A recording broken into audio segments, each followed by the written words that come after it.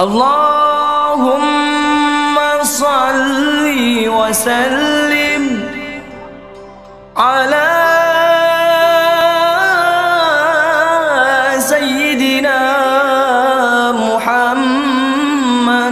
Assalamualaikum warahmatullahi wabarakatuh. Alhamdulillah, salatu wassalamu ala Rasulillah Muhammad ibn Abdillah wa ala alihi wasahbihi wa mawala, amma ba'd.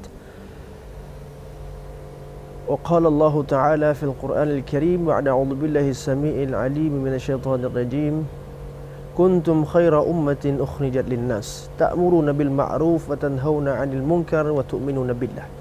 وقال النبي صلى الله عليه وسلم من رأى منكم منكرا فليغيروا بيده فإن لم يستطع فبلسانه فإن لم يستطع فبقلبه وذلك أضعاف الإيمان.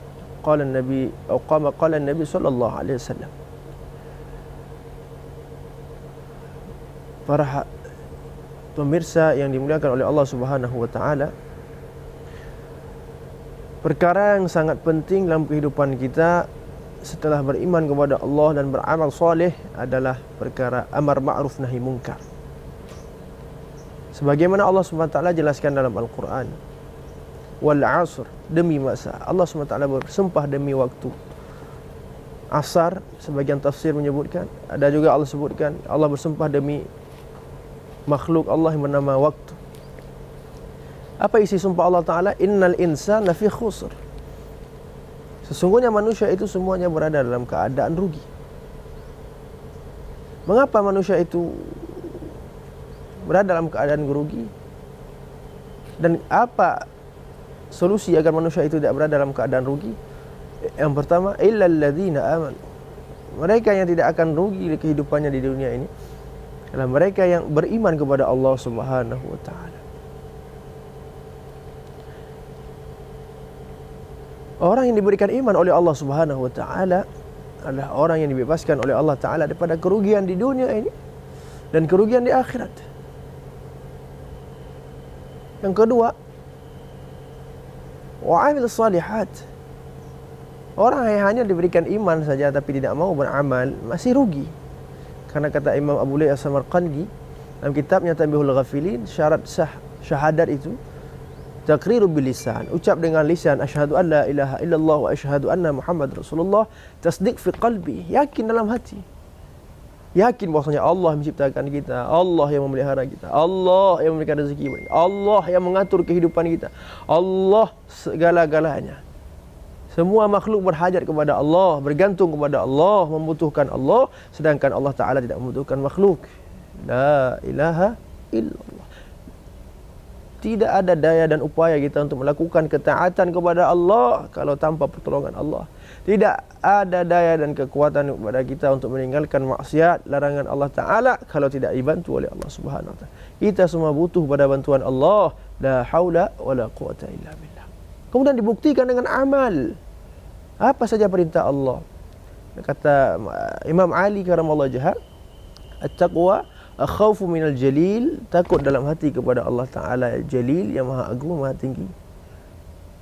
Wa a'malu bit tanzil, beramal dengan apa yang diperintahkan oleh Allah dalam Al-Quran. Wujud dalam amal solehnya. Innamal mu'minuna alladhina idza dzikrallah wajilat qulubuhum. Orang yang beriman itu nampak pada hatinya yang bergetar. Kemudian innama ya'muru masajidallah man amana billahi wal yawmil akhir. Ini salah satu contoh orang beriman, dia membuktikan imannya dengan senantiasa memakmurkan rumah-rumah Allah dengan solat berjamaah. Sudah beriman kepada Allah, sudah beramal soleh, belum cukup lagi. Masih ada syarat yang selanjutnya. Wa tawassaw bil haqq wa tawassaw bis sabr. Ingat mengingatkan kepada kebenaran, ingat mengingatkan kepada iman, ingat mengingatkan kepada pentingnya amal soleh. Wa tawassaw bis sabr. Dan ingat mengingatkan kepada pentingnya kesabaran dalam mendakwahkan agama Allah Subhanahu wa taala. Karena kenapa? Karena kita ini umat akhir zaman. Umatnya Nabi Muhammad sallallahu alaihi wasallam, khataman nabi, tidak ada lagi nabi setelah Nabi Muhammad. Maka tugas dakwah ini tugas siapa yang mulia? Kuntum khaira ummah ukhrijat linnas. Tugas dakwah inilah tugas kita umat akhir zaman. Kalian adalah umat terbaik kata Allah, yaitu umatnya Nabi Muhammad sallallahu alaihi wasallam. Kenapa kita menjadi umat terbaik? Karena Allah berikan satu tugas yang terbaik yang dahulunya Allah berikan kepada manusia-manusia terbaik, yaitu para nabi dan para rasul. Kemudian tugas ini Allah wariskan kepada kita, manusia-manusia yang penuh dengan dosa ini. Allah ingin jadikan kita sebagai manusia yang terbaik. Allah angkat derajat kita dengan diberikan kerja yang mulia, yaitu ta'muruna bil ma'ruf wa tanhauna 'anil munkar.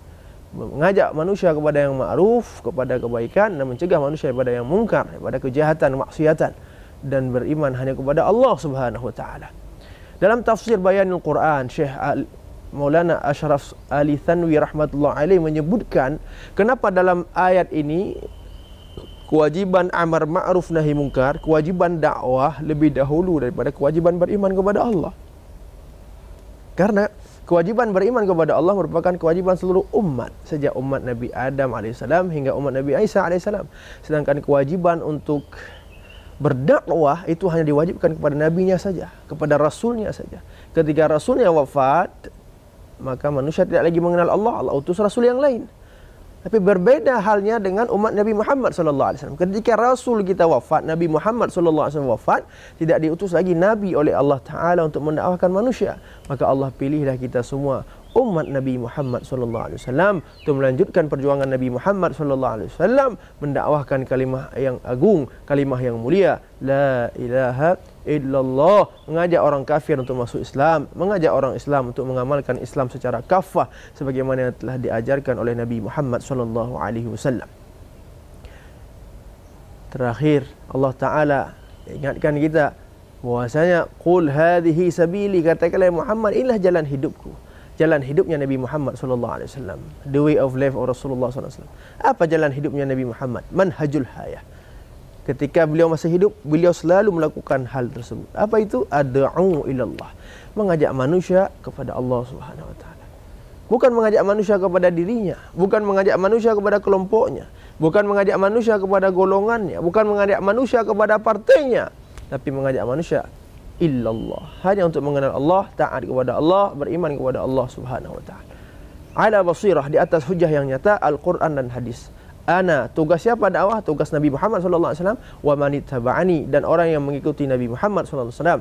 Dalam tafsir Jalalain disebutkan wa manittaba'ani bimakna man amana bih.